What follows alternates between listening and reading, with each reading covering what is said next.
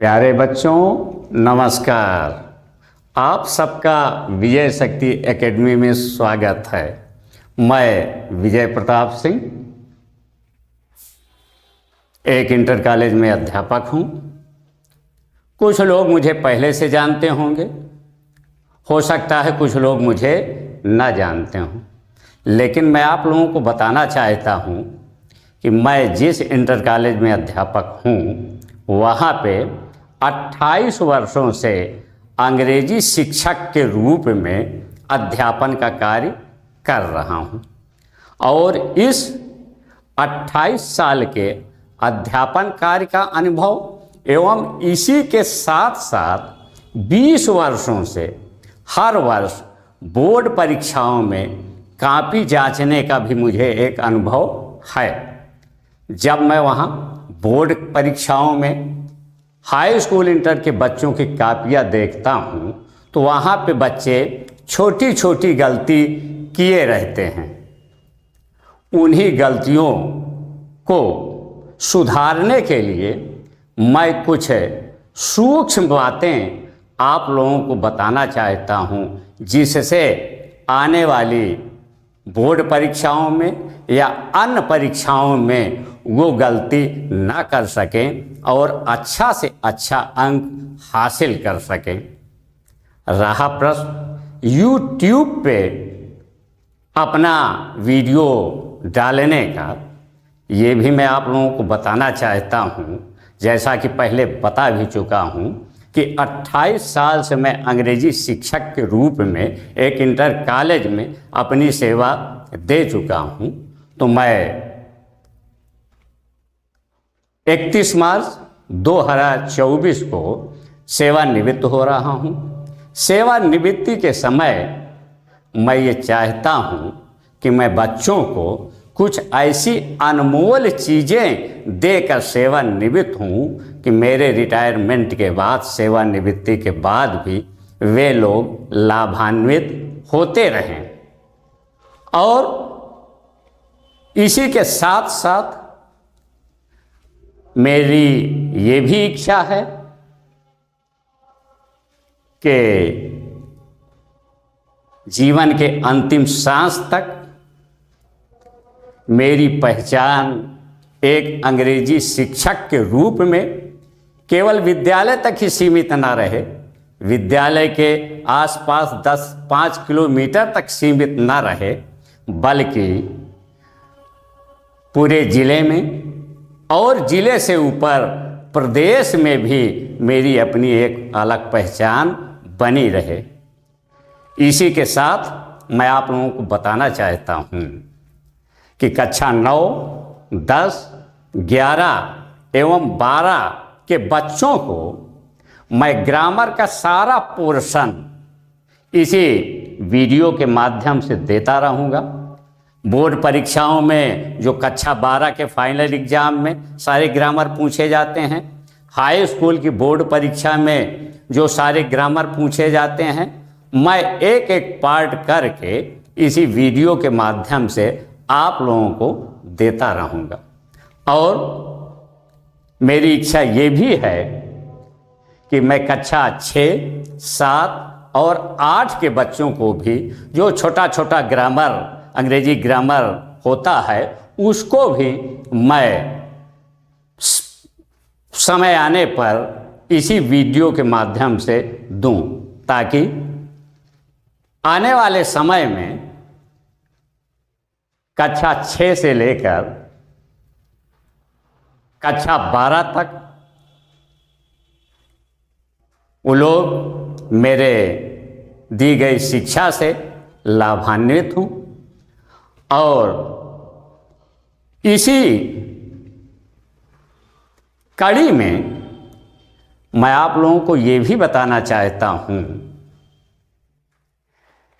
कि अंग्रेजी का शुद्ध ज्ञान बिना ग्रामर के ज्ञान के नहीं हो सकता।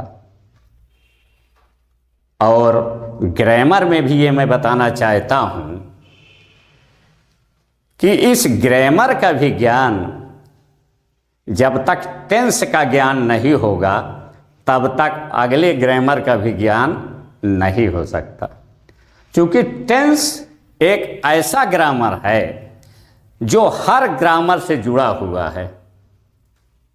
कुछ लोग जो पढ़े लिखे होंगे उन्हें पता होगा कि हर विद्यालय में हर कक्षा में सबसे पहले टेंस का ज्ञान कराया जाता है। टेंस का ज्ञान इसीलिए कराया जाता है कि टेंस की कड़ी सारे ग्रामर से जुड़ी हुई है। तो मैं आप लोगों को इसी क्रम में सबसे पहले ग्रामर में टेंस का ज्ञान कराना चाहता हूँ। अब इस टेंस में सबसे पहले टेंस में जानना चाहिए कि टेंस क्या है, टेंस कैसा ग्रामर है, तब तो हम उसके विषय में जानकारी हम करेंगे। मैं आप लोगों को ये बताना चाहता हूँ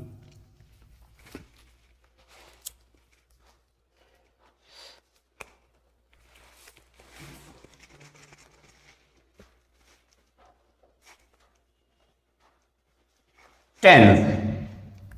टेंस माने होता है काल। इसी को काल को कहते हैं समय। टेंस टेंस को हिंदी में काल कहते हैं और उसी काल को समय कहते हैं।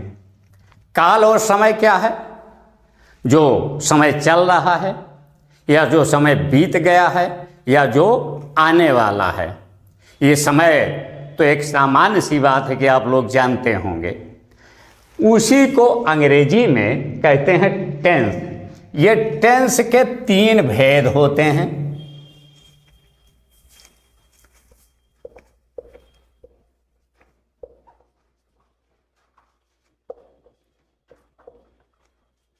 Present tense,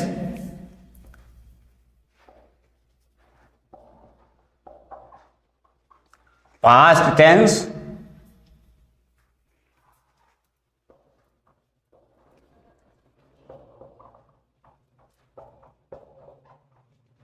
future tense. Tense हुआ, टेंस को मैंने बताया काल और समय। उसी टेंस के 3 भेद हुए, प्रेजेंट टेंस, पास्ट टेंस और फ्यूचर टेंस। इसी प्रेजेंट टेंस को हिंदी में कहते हैं वर्तमान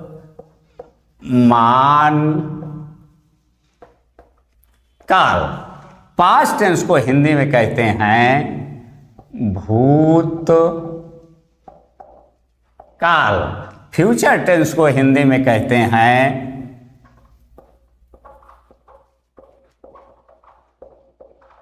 भविष्य काल। तो present tense, past tense, future tense, tense के 3 भेद हुए। प्रेजेंट टेंस को हिंदी में कहते हैं वर्तमान काल, पास्ट टेंस को हिंदी में कहते हैं भूतकाल और फ्यूचर टेंस को हिंदी में कहते हैं भविष्य काल। अब वर्तमान काल या प्रेजेंट टेंस क्या है, पास्ट टेंस क्या है और फ्यूचर टेंस क्या है? प्रेजेंट टेंस का मतलब वर्तमान काल, जो समय चल रहा है, जो समय चल रहा है, ना बीता हो और ना आने वाला हो। और पास्ट टेंस भूतकाल, जो समय बीत गया हो, अभी हम 1 घंटा पहले क्या किए थे, क्या पढ़े थे, क्या वही है पास्ट टेंस कि हम भूतकाल में बीते हुए समय में क्या काम किया था। और फ्यूचर टेंस भविष्य काल, आने वाले समय में कल क्या करेंगे, 1 घंटे बाद क्या करेंगे, वो है फ्यूचर टेंस। तो इसी तरह टेंस के 3 भेद, present tense, past tense, future tense. Present tense को हिंदी में वर्तमान काल कहते हैं, पास्ट टेंस को हिंदी में भूतकाल कहते हैं और फ्यूचर टेंस को हिंदी में भविष्य काल कहते हैं। अब प्रेजेंट टेंस, पास्ट टेंस और फ्यूचर टेंस को हम कैसे पहचानेंगे? हम वो पहचान भी बता रहे हैं प्रेजेंट टेंस की। प्रेजेंट टेंस की पहचान है, वर्तमान काल की पहचान है कि जहाँ पर हिंदी वाक्य में, हिंदी वाक्य के अंत में हाय हूँ हो मिले, हैं,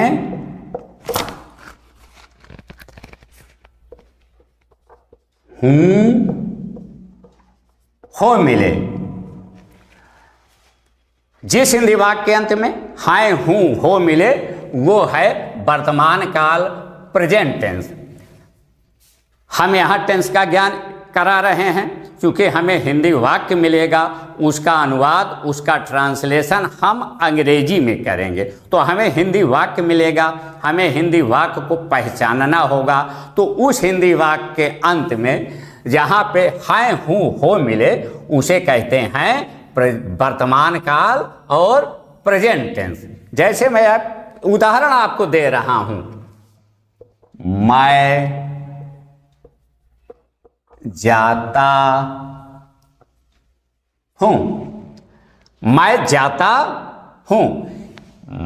हिंदी वाक्य के अंत में हूं मिला ना, और इस हिंदी वाक्य के अंत में मैं पहचान बताई थी कि जिस हिंदी वाक्य के अंत में हैं, हूं, हो मिले वो वर्तमान काल का उदाहरण है, प्रेजेंट टेंस का उदाहरण है। तो यहाँ पे हूं मिला ना हिंदी वाक्य के अंत में। अब इसी तरह से पास्ट टेंस की पहचान हिंदी वाक्य के अंत में था, थे, थी, या, आ, ई, ए। जिस हिंदी वाक्य के अंत में था, थे, थी, या, आ, ई, ए मिले वहां पे पास्ट टेंस होता है, जिसको हम हिंदी में भूतकाल कहते हैं। इसका भी एक उदाहरण देख लीजिए, जैसे वाह गया, वाह गया। हिंदी वाक्य के अंत में या आया ना, या वाह पढ़ता था। हिंदी वाक्य के अंत में था आया, हिंदी वाक्य के अंत में या आया। ये था शब्द है और ये या शब्द है। मैं पास्ट टेंस में, भूतकाल में हिंदी वाक्य के अंत में ये पहचान बताया है कि था, थे, थी, या, आ, ई, ए। इन शब्दों में से जो भी शब्द अंत में कोई भी शब्द मिल जाए तो वहाँ ये समझिए कि वो पास्ट टेंस है, भूतकाल है। इसी तरह से जहाँ पर हिंदी वाक्य के अंत में गा, गे, गी मिले वो होगा फ्यूचर टेंस, भविष्य काल। जैसे मैं खाना खाऊंगा, मैं खाना खाऊंगा। हिंदी वाक्य के अंत में गा मिला और ये गा मैंने ये पहचान बताई है फ्यूचर टेंस की, भविष्य काल की। तो इस तरह से टेंस हुआ। टेंस के तीन भेद हुए, present tense, past tense, future tense. Present tense, past tense, future tense, और उसी प्रेजेंट टेंस को वर्तमान काल, पास्ट टेंस को भूतकाल और फ्यूचर टेंस को भविष्य काल। अब मैं प्रेजेंट टेंस, वर्तमान काल के हिंदी वाक्य की मैंने पहचान भी बता दिया कि प्रेजेंट टेंस में, वर्तमान काल में हिंदी वाक्य के अंत में हैं, हूं, हो मिलता है तो वो होगा वर्तमान काल, जिसे हम अंग्रेजी में प्रेजेंट टेंस कहते हैं। ये मैंने एक उदाहरण भी लिख दिया, ये एक उदाहरण भी लिख दिया कि मैं जाता हूँ, हिंदी वाक्य के अंत में हूँ मिल रहा है और हूँ मैंने प्रेजेंट टेंस की पहचान बताई। इसी तरह से पास्ट टेंस की पहचान मैंने बताई, था, थे, थी, या, आ, ई, ए। इस पे मैंने दो उदाहरण दिया। ये एक उदाहरण, वह गया, हिंदी वाक्य के अंत में या आ रहा है, या मैंने ये लिखा है। और दूसरा उदाहरण, वह पढ़ता था, हिंदी वाक्य के अंत में था मिला, ये मैंने था लिखा है। तो जिस हिंदी वाक्य के अंत में या, था, थे, थी, या, आ, ई, ए आए वहाँ पे पास्ट टेंस होता है, भूतकाल होता है। अब आइए फ्यूचर टेंस पे देखिए, भविष्य काल में यहाँ पे मैं भविष्य काल की पहचान बताया, फ्यूचर टेंस की पहचान बताया कि जिस हिंदी वाक्य के अंत में गा गे गी मिलेगा वहाँ पे वो फ्यूचर टेंस होगा। जैसे मैंने ये एक उदाहरण लिखा, मैं खाना खाऊंगा, हिंदी वाक्य के अंत में गा आ रहा है और गा मैं फ्यूचर टेंस की भविष्य काल की पहचान बताया। तो टेंस हुआ, टेंस के 3 भेद हुए, present tense, past tense, future tense. और प्रेजेंट टेंस, पास्ट टेंस और फ्यूचर टेंस में जहाँ पे हिंदी वाक्य में क्या क्या मिलेगा तब उसकी क्या पहचान होगी, तीनों टेंसों की मैंने अलग अलग पहचान भी बता दिया और अलग अलग ये पहचान लिख भी दिया। अब इसी तरह से प्रेजेंट टेंस के 4 भेद होते हैं। ये प्रेजेंट टेंस के 4 भेद होते हैं। पहला,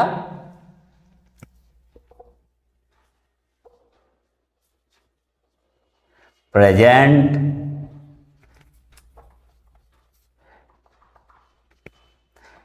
इंडेफिनिट टेंस। दूसरा, प्रेजेंट कंटीन्यूअस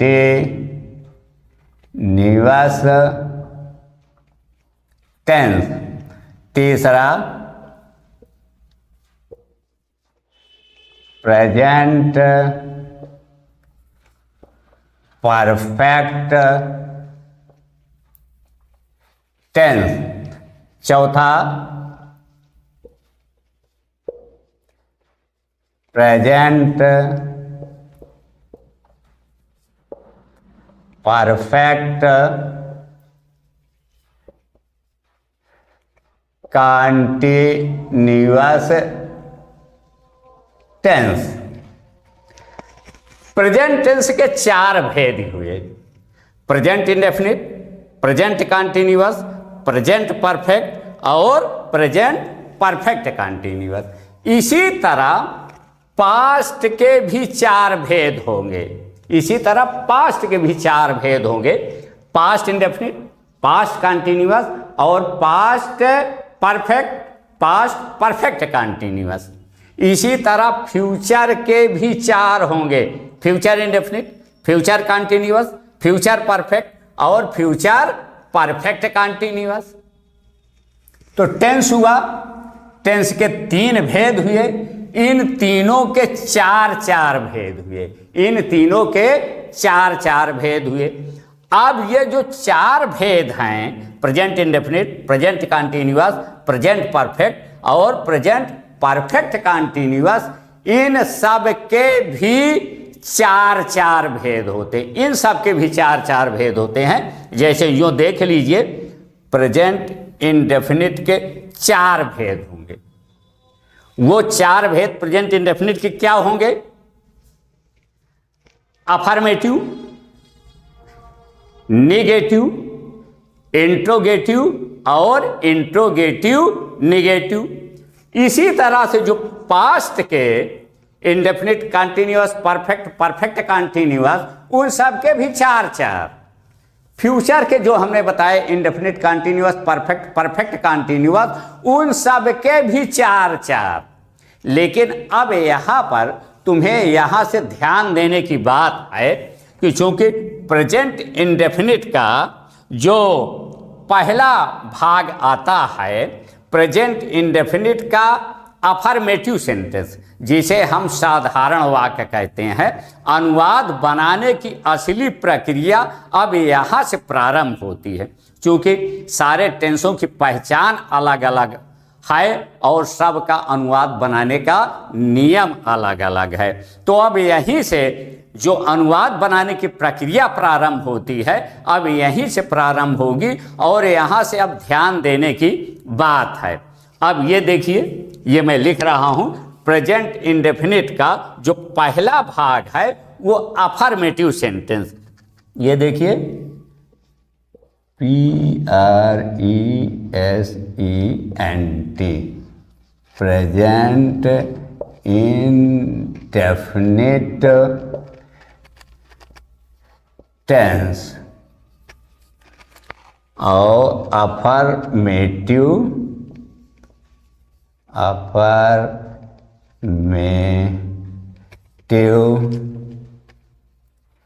सेंटेंस।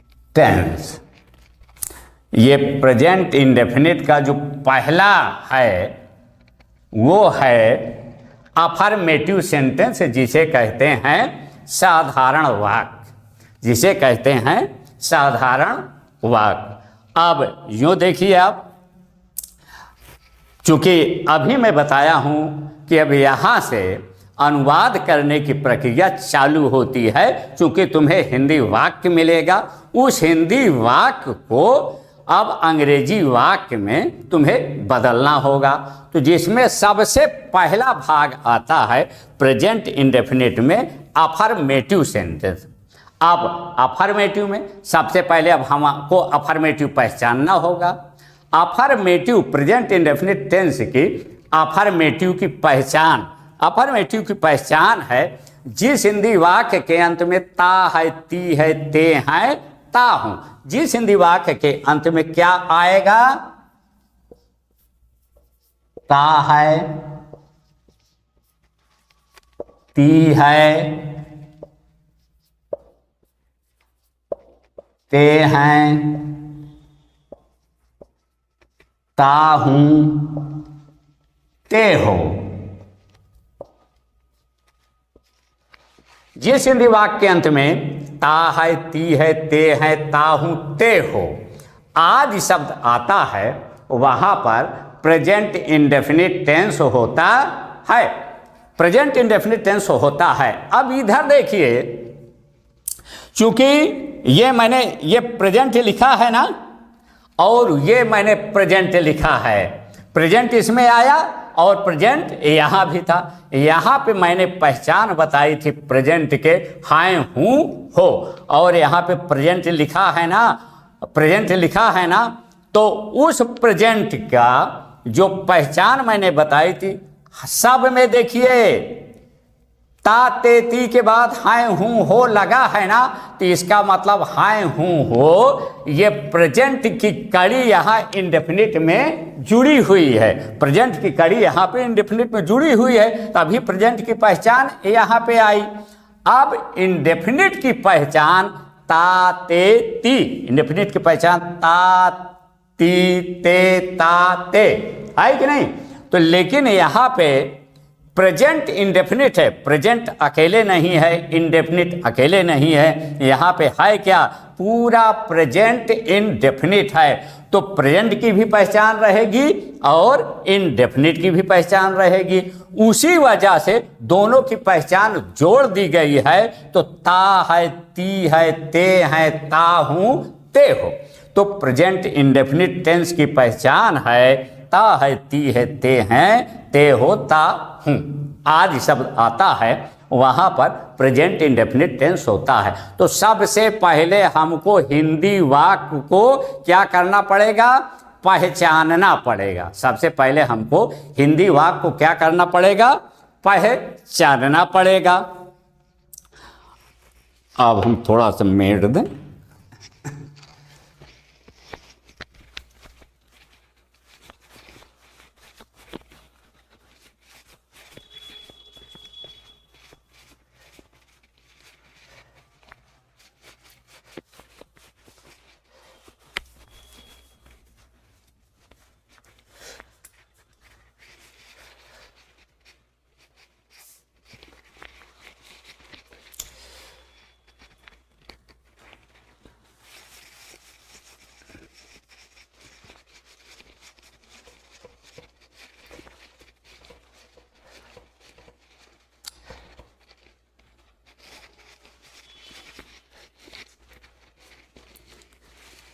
हाँ, मैं प्रेजेंट इंडेफिनिट टेंस की पहचान बताया।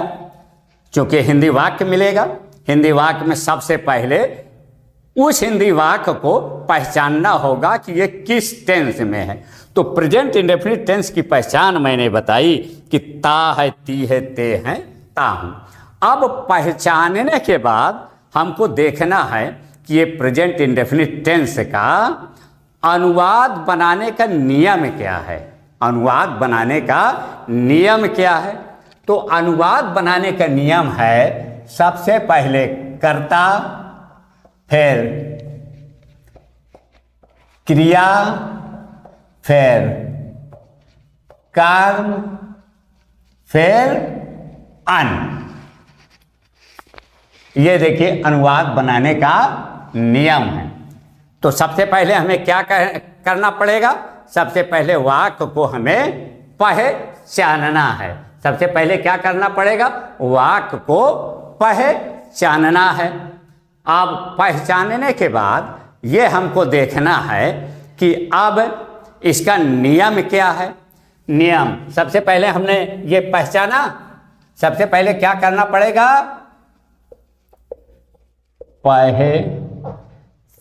पहचानना है। सबसे पहले पहचानना है।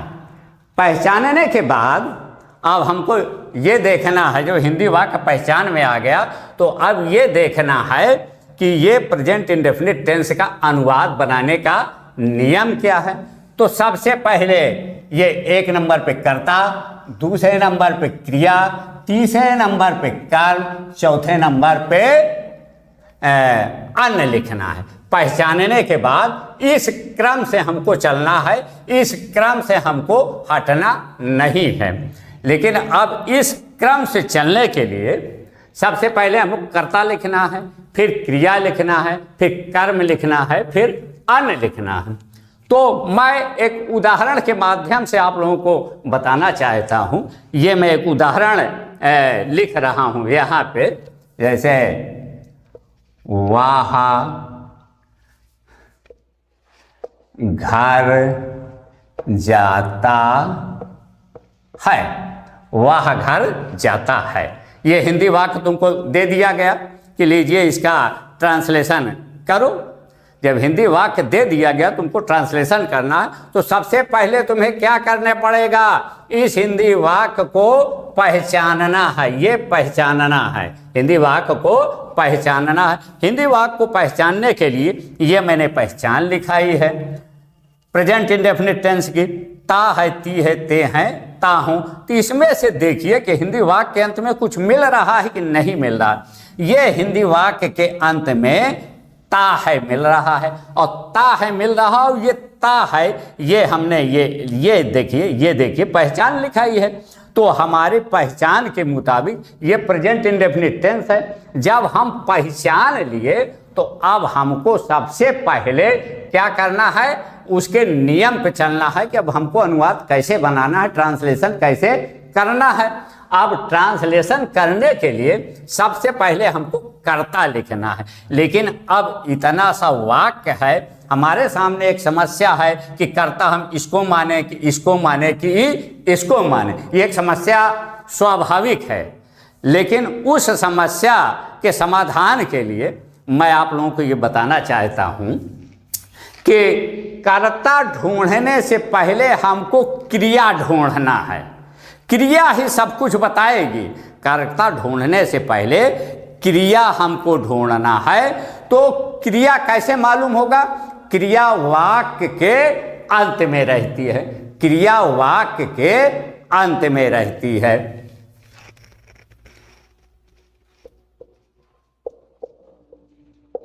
क्रिया हिंदी वाक्य के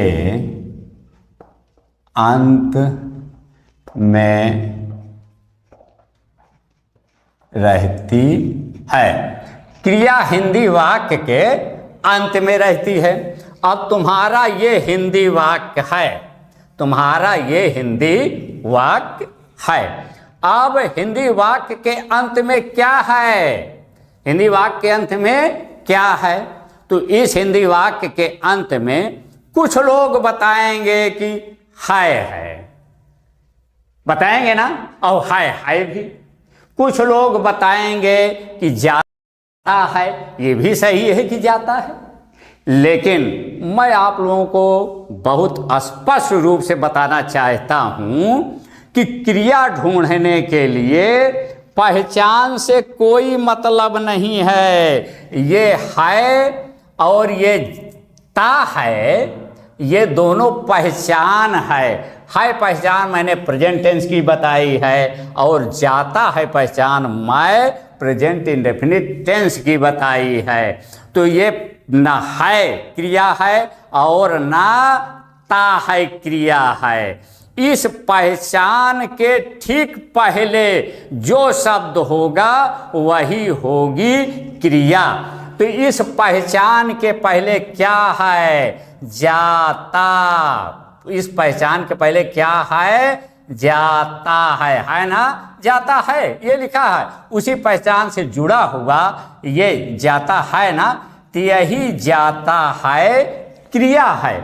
अब इसी क्रिया से तुमको पूछना है कि तुम्हारा कर्ता कौन है, इसी क्रिया से पूछना है कि तुम्हारा कर्म क्या है, इसी क्रिया से पूछना है कि तुम्हारा कर्म कहाँ है। अब ये क्रिया कहीं भाग नहीं सकती है, इस क्रिया को ही बताना पड़ेगा, चाहे ये क्रिया खुशी खुशी बताए और चाहे कष्ट में बताए, लेकिन ये भाग नहीं सकती है कि मेरा कर्म कौन है और मेरा कर्ता कौन है, इसको बताना ही बताना पड़ेगा।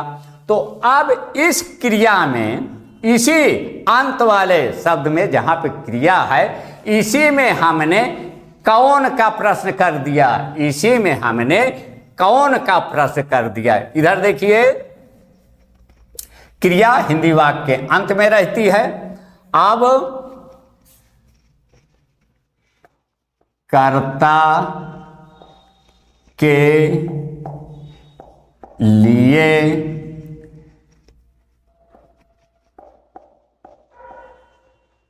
कौन, कर्ता के लिए कौन का प्रश्न करना पड़ेगा, कर्ता के लिए कौन का प्रश्न करना पड़ेगा और किससे का प्रश्न करना पड़ेगा?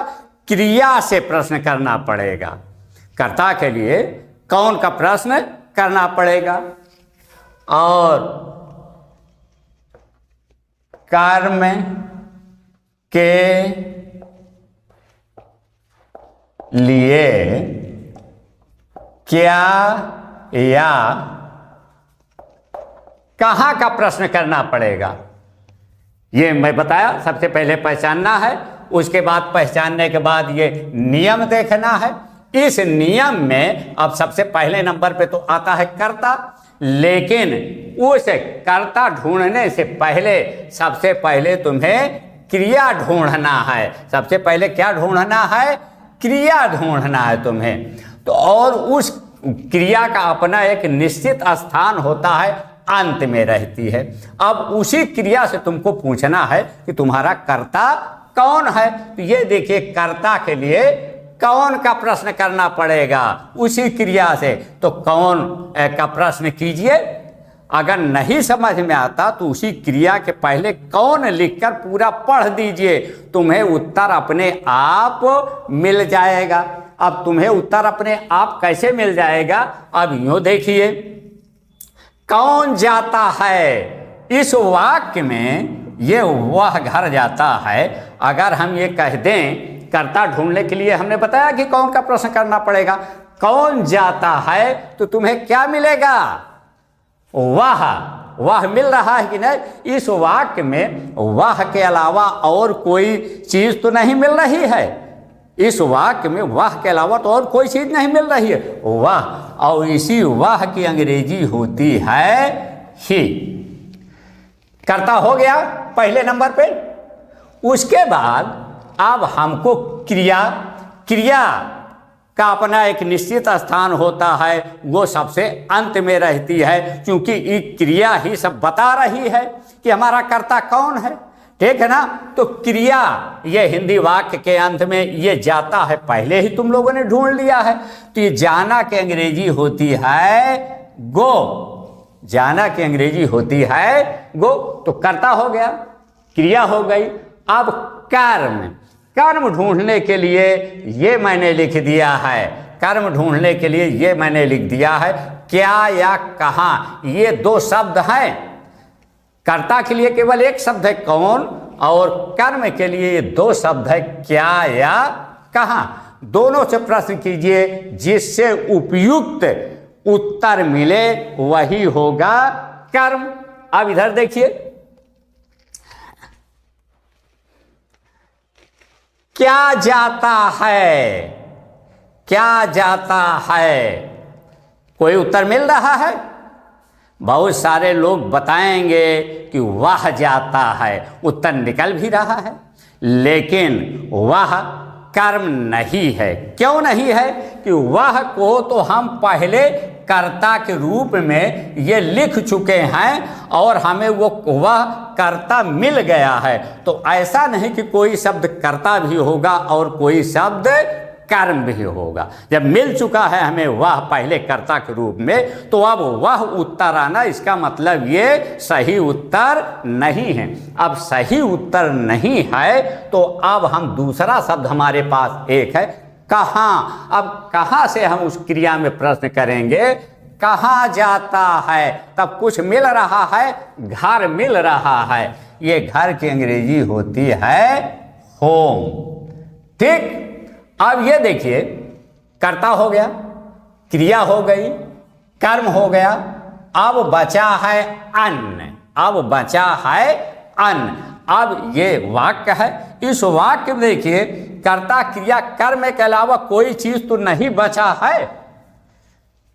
ये कर्ता हो गया तुम्हारे पास, ये कर्म हो गया तुम्हारे पास, ये क्रिया हो गई और ये है तुम्हारी, जो कुछ लोग कह सकते हैं कि भी है बचा है, तो है ये प्रेजेंट टेंस की पहचान है, ये अन्य नहीं है ये प्रेजेंट टेंस की पहचान है। मैं शुरू में जब present tense, past tense, future tense लिखा था तो वहाँ प्रेजेंट टेंस की पहचान है लिखा था ना, तो ये है प्रेजेंट टेंस की पहचान है, इसलिए ये अन्न नहीं है। और अन्न नहीं है तो इसका मतलब ये कि हमारे इस वाक्य में अन्न नहीं मिल रहा है, अन्न है ही नहीं है। मिल क्या नहीं रहा? अन्न है ही नहीं है। अब आगे हमको देखना है कि क्या हमारा ये अनुवाद कंप्लीट हो गया? नहीं, हमारा ये अनुवाद अभी कंप्लीट नहीं हुआ। प्रेजेंट इंडेफिनिट में कंप्लीट कैसे नहीं हुआ? प्रेजेंट इंडेफिनिट टेंस में जहां पर कर्ता ही होगा, इधर देखिए, सी होगा, इट होगा, या एक वचन अन्य पुरुष होगा, या एक वचन अन्य पुरुष होगा। जहां पे कर्ता ही होगा, सी होगा, इट होगा, या एक वचन अन्य पुरुष होगा। ये एक वचन अन्य पुरुष क्या है वो भी आप समझ लीजिए। एक वचन अन्य पुरुष का मतलब ये हुआ कि ये दो शब्द हैं तुम्हारे पास, ये दो शब्द तुम्हारे पास है। इसी के पास मैं लिख देता हूं कोष्ठ में आई और यू। ये दो शब्दों को छोड़कर दुनिया में जितनी सारी चीजें बनी हैं और गिनने में एक है, एक है, एक के एक गिनने में एक है, वो सारी चीजें अन्य हैं और अन्य पुरुष हैं। आयु का, आई का मतलब मैं, यू का मतलब तुम। ना मैं हूं और ना तुम हो, तो मेरे और तुम्हारे अलावा जो भी चीजें हैं जिनकी गणना एक है वो सब अन्य पुरुष के अंतर्गत आते हैं। तो वही हमने ये लिखा, यहाँ पे कर्ता ही हो, सी हो, इट हो, या एक वचन अन्य पुरुष हो, उसके क्रिया में हम यस या ईएस लगाते हैं। उसके क्रिया में हम क्या लगाते हैं? यस या ईएस। उसके क्रिया में हम यस या ईएस लगाते हैं। लेकिन यस और ईएस की बात वहीं आती है जहां पे कर्ता ही हो, सी हो, इट हो, या एक वचन अन्य पुरुष हो। ही, सी, इट या एक वचन अन्य पुरुष के अलावा यदि कोई करता है तो वहाँ पे ना हम यस लगाएंगे ना हम ईएस लगाएंगे। यस और ईएस की स्थिति वहीं पे बनती है जहाँ पे कर्ता ही हो, सी हो, इट हो या एक वचन अन्य पुरुष हो, लेकिन आई और यू को छोड़कर, आई और यू को छोड़कर, आई और यू को छोड़कर, आई और यू को छोड़कर जितनी भी दुनिया में सारी चीजें बनी है जिनकी गिनती एक है गिनने में, वो सब अन्य पुरुष हैं। और अन्य पुरुष में क्या है? किसी पुरुष का नाम हो, राम, श्याम, मेरा नाम भी हो, महिला का नाम हो, सीता, गीता, विनीता, रीता नाम हो, माँ बाप हो, क्योंकि माँ बाप हमेशा एक ही होते हैं, ठीक है ना। और तमाम ऐसी चीज़ें हैं जो गिनने में एक हैं, वो सब अन्य पुरुष हैं। तो जहाँ पे कर्ता ही होगा, सी होगा, इट होगा या एक वचन अन्य पुरुष होगा, उसके क्रिया में हम यस या ईएस लगाते हैं। ये हमारा उदाहरण है, वह घर जाता है, नीचे हमने ये उसका उदाहरण भी बताया है। तो यहाँ पे ये देखिए, कर्ता ही तो नहीं है, ही है भी, ये पहला शब्द लिखा है। इसका मतलब इसके क्रिया में यस या ईएस लगाएंगे। तो इसकी क्रिया क्या है? गो है, इसकी क्रिया गो है। तो इसका मतलब इस कर्ता के साथ जो क्रिया आएगी उसके क्रिया में हम यस या ईएस, ये दो शब्द हैं, यस या ईएस लगाएंगे।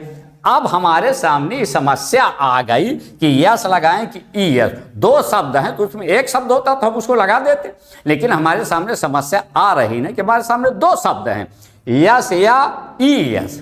तो अब हम कहाँ पे यस लगाएं, कहाँ पर ईएस लगाएं? आप उसको यो समझ लीजिए, हम अब यहाँ पे हम ये वाले को अब यहाँ हम लेकर चल रहे हैं, यहाँ लेकर चल रहे हैं। अब हम यहाँ पे लिखेंगे कि कहाँ पे यस लगाएंगे, कहाँ पे ईएस लगाएंगे। जहाँ पर ओ, एस, एच, एक्स ये शब्द आते हैं, चार शब्द, ओ, एस, एच, एक्स, जिस क्रिया के अंत में ये चार शब्द में से कोई शब्द होगा वहां पर हम ईएस लगाएंगे, बाकी हर जगह यस लगाएंगे।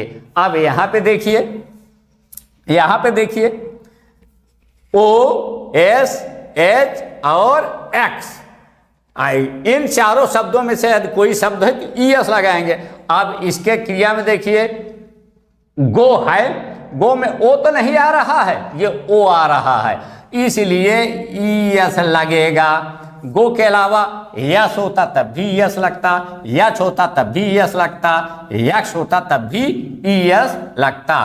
तो ओ, एस, एच, एक्स आता है तो ईएस, इसके अलावा जो भी शब्द आएगा वहां पे हम यस लगाएंगे। लेकिन यस और ईएस की बात ये ध्यान रखो कि वहीं हम सोचेंगे, वहीं लगाएंगे जहाँ पे कर्ता ही होगा, सी होगा, इट होगा या एक वचन अन्य पुरुष होगा, वहीं पे हम यस या ईएस की बात करेंगे, वहीं पे यस या ईएस की बात करेंगे। वो तो बाद की स्थिति है कि यस लगाएं कि ईएस। पहले तो हमको ये देखना है कि यहाँ पे यस या ईएस लगेगा कि नहीं लगेगा। उस लगाने के लिए मैं ये बता दिया हूँ कि जहाँ पे कर्ता ही होगा, सी होगा, इट होगा या एक वचन अन्य पुरुष होगा। अब एक वचन अन्य पुरुष के लिए मैं कई बार बता चुका हूँ, कोई नाम हो, पुरुष का नाम हो, महिला का नाम हो या दुनिया की वो सारी चीज़ें जो गिनने में एक हैं वो सब अन्य पुरुष ही हैं। लेकिन ये दो शब्द ना हो, आई और यू, इसको छोड़कर ना मैं हूँ ना तुम हो, इसके अलावा जितनी भी सारी चीज़ें हैं जो गिनने में एक हैं वो सब एक वचन अन्य पुरुष हैं। तो अब एक वचन अन्य पुरुष के साथ जब ये बात आ जाए, एक वचन अन्य पुरुष के साथ, तो वहां पे तब हमको देखना है कि यस लगाएं कि ईएस लगाएं। तो यहाँ पे ये हमने बता दिया, ओ एस एच एक्स के साथ यस रहेगा जिस क्रिया के अंत में, बाकी हर जगह यस लगेगा। जैसे मैं एक उदाहरण और आपको देकर समझा रहा हूं, वो उदाहरण देखिए आप लोग।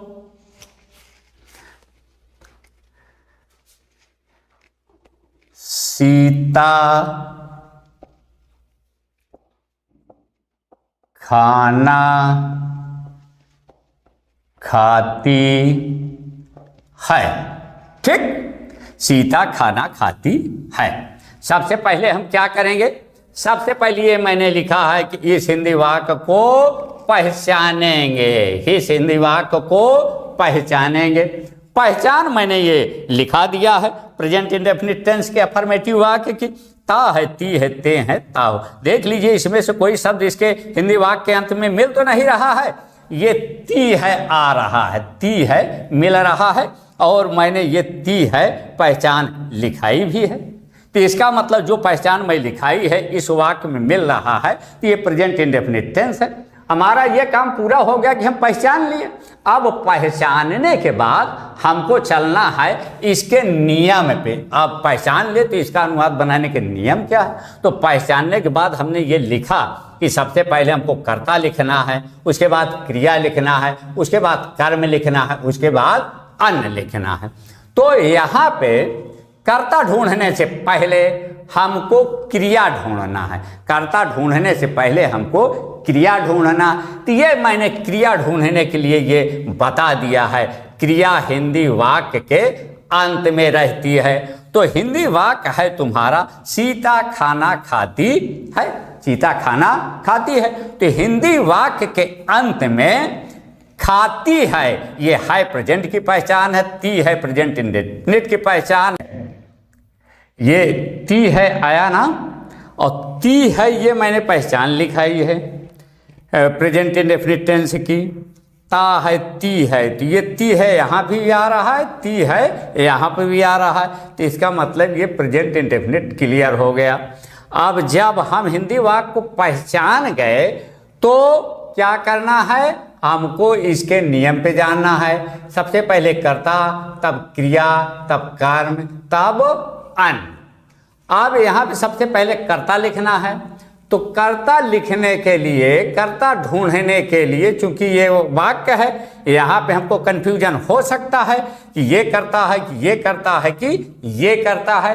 तो सब पहचानने के बाद हमें सबसे पहले जब नियम पे पहुँचेंगे तो नियम में कर्ता ढूंढने के पहले हमको क्रिया ढूंढना है। और ये मैंने लिख दिया है क्रिया ढूंढना। कैसे क्रिया हम ढूंढेंगे, क्रिया हिंदी वाक्य के अंत में रहती है। अब ये देखिए हिंदी वाक्य के अंत में क्या है प्रेजेंट की पहचान है, ती है प्रेजेंट इंडेफिनिट की पहचान है। लेकिन ये देखिए खाती है अंत में, पहचान से हमारा कोई लेना लादना नहीं, खाती है इसकी पहचान है। तो ये हो गई क्रिया। अब इसी क्रिया से पूछना है कि तुम्हारा कर्ता कौन है, तुम्हारा कर्म क्या है, तुम्हारा कर्म कहाँ है, इसको बताना ही पड़ेगा। अब ये बच नहीं सकती। अब ये देखिए कर्ता ढूंढने के लिए, कर्ता ढूंढने के लिए कौन का प्रश्न करना है। कौन खाती है, क्रिया से पहले कौन शब्द का प्रयोग करो। कौन खाती है, यहाँ पे क्या मिल रहा है, कोई मिल रहा है खाने वाला। हाँ, तो सीता, सीता खाती है, सीता मिल रहा, ये सीता हो गया। सीता की अंग्रेजी हमने लिख दिया, कर्ता हो गया। अब क्रिया, क्रिया तुम्हें मालूम है कि वाक्य के अंत में रहती है। खाती की अंग्रेजी होती है ईट। अब कर्ता हो गया, क्रिया हो गई। अब कर्म, कर्म ढूंढने के लिए ये मैंने लिखा है कि क्या और कहाँ, कहाँ खाती है। कोई उत्तर मिल रहा है, कोई उत्तर नहीं मिल रहा। अब हम क्या से प्रश्न कर रहे हैं, क्या खाती है, तो कुछ मिल रहा है खाना। खाना की अंग्रेजी होती है फूड। अब ये देखिए क्या ये अनुवाद क्लियर हो गया? नहीं, अभी ये अनुवाद क्लियर नहीं हुआ। हाँ, मैं क्यों नहीं क्लियर हुआ? क्लियर इसलिए नहीं हुआ कि हम ये बताते थे कि जहाँ पे कर्ता ही होगा, सी होगा, इट होगा या एक वचन अन्य पुरुष होगा उसके क्रिया में हम यस या ईयस जोड़ेंगे। तो देख लें, शायद वही बात तो नहीं है। कर्ता देखिए, और नहीं है तो हम कोई बात ही नहीं, लेकिन देखना तो पड़ेगा ना। तो हम ये देख रहे हैं कर्ता ही तो नहीं है, नहीं है। सी तो नहीं है, नहीं है। इट तो नहीं है, नहीं है। क्या कर्ता? सीता। तो मैं एक वचन अन्य पुरुष के लिए भी बताया था, किसी महिला का नाम हो, किसी पुरुष का नाम हो। तो सीता ये किसी महिला का नाम है, ये एक वचन अन्य पुरुष है। इसके पहले भी कई बार मैं बता चुका हूं। तो इसके क्रिया में हम यस या ईयस लगाएंगे। अब देखिए, यस या ईयस दो शब्द हैं, ये यस या ईयस। क्योंकि सीता ये किसी महिला का नाम है और ये महिला का नाम एक वचन अन्य पुरुष है। तो यस या ईयस लगाएंगे इसके क्रिया में। अब यस लगाएं कि ईयस लगाए, ये यहाँ पे हमने लिख दिया है। जिस क्रिया के अंत में ओ एस एच एक्स होगा वहाँ पे ईयस, बाकी हर जगह यस। तो अब इस क्रिया के अंत में हमें देखना, ओ तो नहीं है, एस तो नहीं है, एस तो नहीं है, एक्स तो नहीं है, नहीं है। फिर है क्या? टी है। और देखिए इसमें टी शब्द नहीं है ई यस लगाने के लिए, तो इसका मतलब यहाँ पे यस लगेगा। अब ये तुम्हारा कंप्लीट होगा। तो यस और ई यस लगाने के लिए हमें यही देखना है कि कर्ता ही तो नहीं है, सी तो नहीं है, इट तो नहीं है, या एक वचन अन्य पुरुष तो नहीं है। इन्हीं के साथ यस या ईयस की बात करेंगे। इसके अलावा यदि कोई शब्द आता है तो ना हम यस लगाएंगे ना हम ईयस लगाएंगे। तो इसके बाद ये पहचान देखा, पहचान तो मालूम ही है। पहचान के साथ ये इसका अनुवाद बनाने का नियम भी है, ठीक है ना। अब हम इसके साथ तुम लोगों को और एक दो उदाहरण देते हैं, और दो उदाहरण देते हैं। उससे स्थिति और साफ हो जाएगी कि यस कहाँ लगेगा, ई यस कहाँ लगेगा, कहाँ नहीं लगेगा। जैसे तुम नदी में स्नान करते हो, तुम नदी में स्नान करते हो। थोड़ा सा मेड़ दें।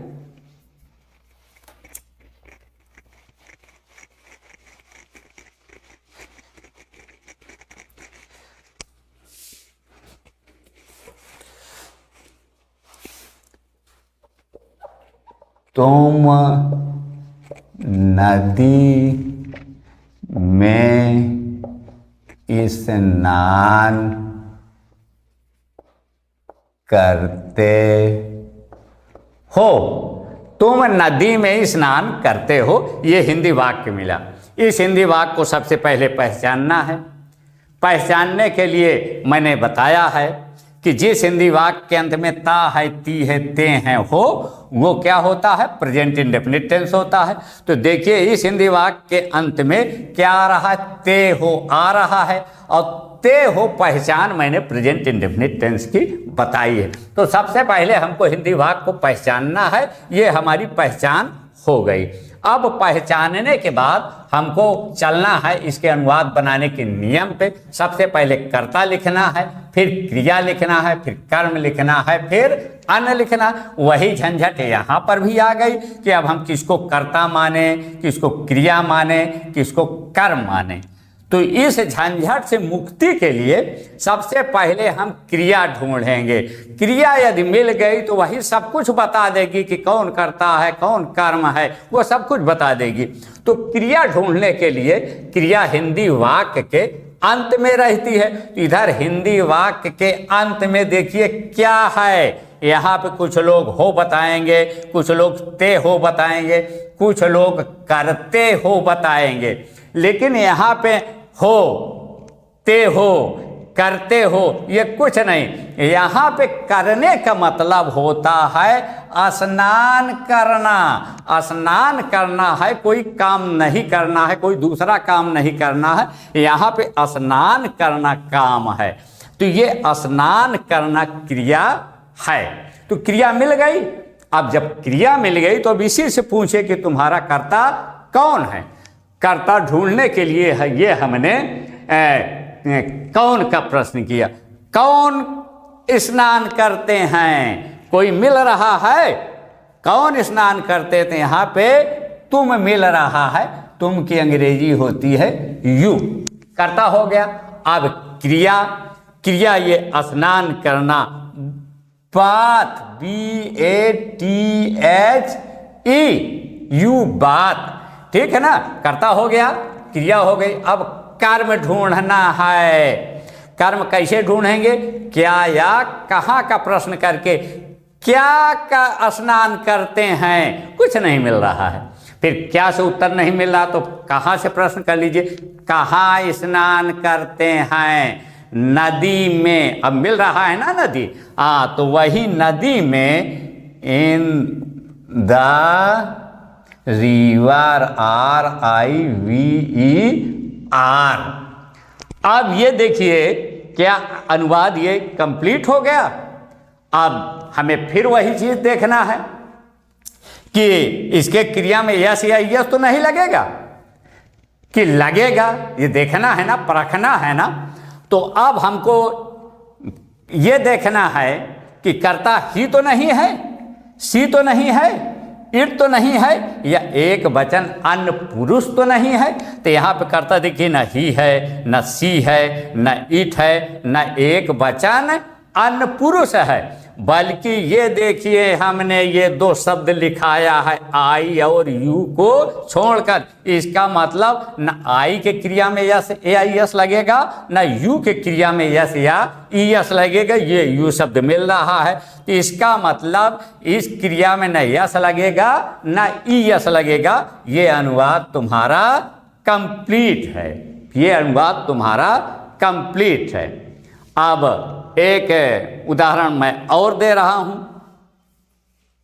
वे पत्र लिखते हैं, वे पत्र लिखते हैं, वे पत्र लिखते हैं। ते हैं आया ना, ते हैं आया ना, ये देखिए ते हैं आया, इसकी पहचान है प्रेजेंट इंडेफिनिट की। जब हम पहचान लिए हिंदी वाक्य को तो आइए अब हम अनुवाद कर देते हैं। अनुवाद में सबसे पहले कर्ता लिखना है। कर्ता लिखने से पहले, कर्ता ढूंढने से पहले हम क्रिया ढूंढ लें, उसी से सब कुछ हम पूछ लेंगे। क्रिया ढूंढने के लिए क्रिया हिंदी वाक्य के अंत में रहती। हिंदी वाक्य के अंत में ये देखिए कई बार मैं बता चुका, है पहचान है, ते हैं ये भी पहचान है। पहचान से कोई मतलब नहीं होता, उसके ठीक पहले वाला शब्द लिखते हैं, लिखते हैं, ये है क्रिया सबसे आखिरी में। ये जब आप क्रिया मिल गए लिखते हैं, तीसरी में कर्ता ढूंढ लीजिए। कर्ता ढूंढने के लिए कौन का प्रश्न हम करेंगे, कौन लिखते हैं, कुछ मिल रहा है, मिल रहा है, वे लिखते हैं, वे की अंग्रेजी होती है दे। अब कर्ता हो गया। अब क्रिया लिखना, लिखने की अंग्रेजी होती है, दूसरे नंबर पर क्रिया लिखना राइट, WRITE। अब कर्ता हो गया, क्रिया हो गई। अब कर्म, क्या लिखते हैं, कुछ मिल रहा है, पात्र मिल रहा है, ए लेटर LETTER। अब ये देख लीजिए कि इसके ये इस कर्ता में के क्रिया में यस या यस लगेगा कि नहीं, वो भी हम देख रहे हैं। कर्ता देख लीजिए, ही तो नहीं है, सी तो नहीं है, इट तो नहीं है, या एक वचन अन्य पुरुष तो नहीं है, एक वचन अन्य पुरुष भी नहीं, दे बहुवचन है। और हम यस या यस की बात तो वहीं पे करते हैं जहाँ पे कर्ता ही हो, सी हो, इट हो, या एक वचन अन्य पुरुष है। यहाँ पे कर्ता बहुवचन है, इसलिए इसके क्रिया में ना हम यस लगाएंगे ना ES लगाएंगे। बात क्लियर? कहाँ पे यस लगाएंगे, कहाँ पे ES लगाएंगे, दोनों बात क्लियर। कहाँ पे नहीं लगाएंगे वो भी बात क्लियर हो गई। तो सबसे पहले हिंदी वाक्य को पहचानना है। हिंदी वाक्य पहचानने के लिए फिर उसके नियम पे जाना है। नियम में किस नंबर पे क्या चीज़ कह रहा है, किस तरह से क्या ढूंढना है, उसी हिसाब से हमको चलना है। नियम से हट के कोई चीज़ करेंगे तो अनुवाद गलत हो जाएगा। एक छोटी सी गलती बहुत सारे बच्चे कक्षा 12 में जाके करते हैं। 9-10 के बच्चे तो करते ही हैं, 12 में करते हैं। वो क्या गलती करते हैं? प्रेजेंट इंडेफिनिट टेंस में बहुत बच्चे हाय हूँ हो की अंग्रेजी बना देते हैं। जैसे मैं दे दिया कि मैं जाता हूँ, तुरंत बोलते हैं, बिना सोचे समझे बोलते हैं I am go, I am गो। ये नियम देखिए प्रेजेंट इंडेफिनिट टेंस का, कहीं पे इज एम आर लिखा है? कहीं पे इज एम आर लिखा है? कहीं नहीं लिखा। और आई एम गो अपने आप जोड़ देते हैं तो आई एम गो गलत होता है। प्रेजेंट इंडेफिनिट टेंस में हाय हूँ हो की अंग्रेजी नहीं बनाते, उसका सही अनुवाद है मैं जाता हूँ का आई गो। अब मैं इसी क्रम में आप लोगों को ये बताना चाहता हूं कि यदि मेरी वीडियो अच्छी लगी हो, पढ़ाने का मेरा तौर तरीका अच्छा हो, तो इस वीडियो को लाइक कर दीजिएगा, शेयर कर दीजिएगा, सब्सक्राइब कर दीजिएगा। और ये वीडियो पूर्णतया निःशुल्क है। ये पढ़ाना कोई व्यवसाय नहीं है कि हम कोई पैसे के लिए पढ़ा रहे हैं। हम सोचते हैं, हमारी इच्छा है कि अधिक से अधिक हम ज्ञान बच्चों को बांट सकें और वो इसका लाभ उठाएं।